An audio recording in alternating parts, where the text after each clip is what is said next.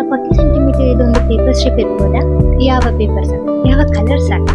ಇದಕ್ಕೆ ನಾವು ಕೆಳಗಿಂದ ಒಂದು 10 ಸೆಂಟಿಮೀಟರ್ ಮೇಲಕ್ಕೆ ಫೋಲ್ಡ್ ಮಾಡುವಾಗ ಒಂದು ಚಿಕ್ಕ ವಿ ಸಿಗ್ತದೆ. ಈಗ ಮೇಲಿದ್ದ ಬಾಕಿದ್ದ ಪೇಪರ್ ಅನ್ನು ಕೆಳಗೆ ಫೋಲ್ಡ್ ಮಾಡುವ, ನೋಡಿ ಇನ್ನೊಂದು ವಿ ಸಿಗ್ತದೆ. ಅದೇ ಇದು ಸ್ವಲ್ಪ ಬಿಡ್ತಲ್ಲ ಉಂಟು, ಯಾಕೆಂದ್ರೆ ನಾವು ಸ್ವಲ್ಪ ಗ್ಯಾಪ್ ಇಟ್ಟಿದೆ. ಈಗ ಪೇಪರ್ ಅನ್ನ ಟರ್ನ್ ಮಾಡಿ ಅಂತೆ, ಬಾಕಿದ್ದ ಪೇಪರ್ ಅನ್ನು ಆ ಗ್ಯಾಪ್ ಇಂದ ಆಚೆ ತನ್ನಿ. ಪೇಪರ್ ಹರಿಬಾರ್ದು, ಮತ್ತೆ ಇದು ಸರಿಯಾಗಿ ಲಾಕ್ ಆಗ್ಬೇಕು, ಲೂಸ್ ಇಡಬಾರ್ದು. ನೀವು ನೆನೆಸ್ಬೋದು ಇದು ಏನಂತ. ಅದಿಲ್ಲಿ ಫಸ್ಟ್ ನಾವು ಒಂದು ಪೆನ್ ತಕೊಂಡು ಇದಕ್ಕೆ ಸ್ವಲ್ಪ ಮಾರ್ಕಿಂಗ್ ಮಾಡುವ. ಮಾರ್ಕಿಂಗ್ ಆಯ್ತು, ಈಗ ನಾವು ಇದಕ್ಕೆ ಕಟ್ ಮಾಡಬೇಕು. ಮಕ್ಕಳು ಮಾಡೋದಾದ್ರೆ ಪ್ಲೀಸ್ ಪ್ಯಾರೆಂಟ್ಸ್ ಹತ್ರ ಕುತ್ಕೊಂಡೇ ಮಾಡಿ, ಒಬ್ರೊಬ್ರೆ ಮಾಡ್ಲಿಕ್ಕೆ ಹೋಗ್ಬೇಕು. ಈಗ ಕಟಿಂಗ್ ಆಯ್ತು, ನಾವೊಂದು ಚಿಕ್ಕ ಬೀಕ್ ಸಹ ಮಾಡೋಣ. ನಿಮ್ಗೆ ಅಂದಾಜಾಗಿರ್ಬೋದು ಇದು ಎಂತ ಅಂತ.